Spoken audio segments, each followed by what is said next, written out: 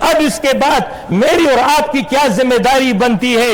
اس حوالے سے اگر کامیاب بننا چاہتے ہیں، اگر جنت میں جانا چاہتے ہیں، اگر رب کی خوشنودی چاہتے ہیں، اگر رب کی رضا چاہتے ہیں، تو اس کے لیے یہ کام جو میں بتا رہا ہوں اعلیٰ ترتیب سنتے جائیے، اپنے قلب اور دماغ میں اس کو بٹھاتے جائیے، اپنے اندر تبدیلی لانے کی فکر کیجئے۔ اس حوالے سے نمبر 1 ذاتی اصلاح۔ ہر شخص اپنی اصلاح کا بیڑا خود اٹھائے گا، اپنی اصلاح آپ کے تحت اپنے آپ کو درست کرے۔ اس حوالے سے دل کے اندر اللہ کا خوف پیدا کرے، دل میں اللہ کی محبت پیدا کرے، دل میں اللہ پر توکل کرے، اللہ کے ساتھ حقیقی رشتہ قائم کر لو۔ تمہارے دل میں صرف اللہ بسنا چاہیے، اللہ کے علاوہ کوئی شے نہ بسے۔ تمہاری کیفیت اس طرح ہو کہ روز محشر اللہ یہ فرما دے یہ بندہ 2 عالم سے خفا میرے لیے ہے۔ اس طرح کی کیفیت ہونی چاہیے۔ تقوی اختیار کرو، اخلاص کی کیفیت اپناؤ۔ نمبر 2 گھر کی اصلاح۔ قوا انفسکم واہلیکم نارا، خود بھی بچنا ہے، اپنے گھر والوں کو بھی جہنم کی آگ سے بچانا ہے۔ اس حوالے سے فکر مند ہونے کی ضرورت ہے۔ جیسے کہ میں نے ذکر کیا نوجوان خراب ہو رہے ہیں، ان نوجوانوں کو درست راہ پہ رکھنا، ان بچوں کو درست راہ پہ رکھنا ماں باپ کی ذمہ داری ہے۔ یہ جو چھوٹا سا آلہ ہے یہ تباہی کا آلہ ہے، لہٰذا اپنے بچوں کی فکر کریں، اس کی نگرانی کریں، غلط سوسائٹی سے بچائیں، غلط مجلس سے بچائیں۔ قوا انفسکم واہلیکم نارا۔ شوہروں کی ذمہ داری ہے اپنی بیویوں کے حوالے سے 3 سوالات قیامت میں ان کو دینے ہوں گے۔ نمبر 1 اپنی بیوی کی حفاظت کی کہ نہیں کی، نمبر 2 اپنی بیوی کی کفالت کی کہ نہیں کی، نمبر 3 اس کی دینی اور اخلاقی تربیت کا خیال کیا کہ نہیں کیا۔ یہ 3 سوال ہر شوہر سے ہوں گے، لہذا اپنے گھروں کی اصلاح کریں۔ تیسرا ہے معاشرے کی اصلاح۔ یاد رکھیے اگر آپ نیک ہیں لیکن آپ کا معاشرہ خراب ہے تو آپ کبھی بھی خیر پر قائم نہیں رہ سکتے۔ ایک نہ ایک وقت آ جائے گا آپ اس سے متاثر ہو جائیں گے، لہذا معاشرے کے اندر خیر کو پھیلانے کی اپنے حد تک جو ہے سعی اور جد و جہد کریں۔ چوتھا کام عبادت کا اہتمام۔ عبادت میں 4 چیزیں ہیں، نماز، روزہ، زکوٰۃ اور حج۔ فرائض کی صورت میں ان کی پابندی کریں۔ پھر اس کے بعد دوسرا درجہ ہے نوافل کا، نوافل کا اہتمام کریں۔ آپ نے رمضان میں نمازیں پڑھی، نفل نماز بھی پڑھی، تہجد بھی پڑھا، تراویح بھی پڑھی، قرآن کی تلاوت کی۔ آج شب قدر کی تلاش میں یہاں جمع ہے، آج ہر شخص اپنا جائزہ لے لے۔ آپ کے دل اس وقت نرم ہے، آپ کی آنکھوں میں نمی ہے، آپ کے قلب اور دماغ پر اس وقت اللہ کی معرفت اور اللہ کی محبت موجود ہے۔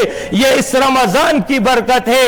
اگر آپ باقی دنوں میں بھی اس کا اہتمام مقدور بر کریں گے، یقیناً اس کے نتیجے میں آپ اس کے اثرات اور فوائد جو ہے خود محسوس کریں گے۔ ایک حدیث کا خلاصہ سنا دیتا ہوں۔ آپ صلی اللہ علیہ وسلم نے فرمایا فرائض کے ذریعے اللہ کی محبت ملتی ہے، نوافل کے ذریعے اللہ، فرائض کے ذریعے اللہ کا قرب ملتا ہے اور نوافل کے ذریعے اللہ کی محبت ملتی ہے۔ لہذا فرائض کے ذریعے اللہ کے قریب ہو جاؤ، نوافل کے ذریعے اس کی محبوبیت کو حاصل کر لو۔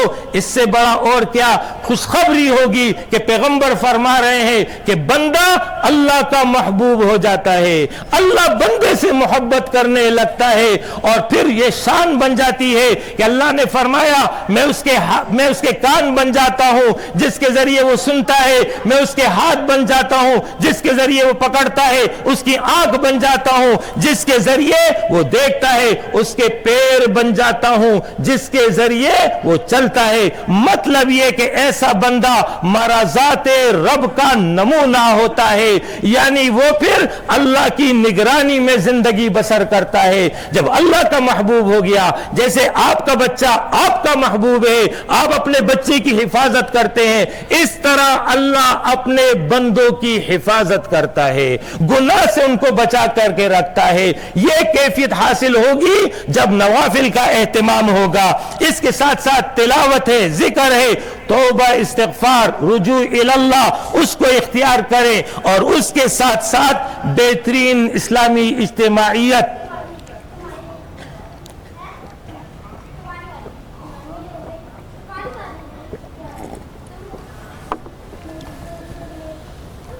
بہترین اسلامی اجتماعیت کا انتخاب آپ سب پر لازم ہے، اور میں اس کو ایک حدیث اور ایک مثال کے ذریعے واضح کروں گا۔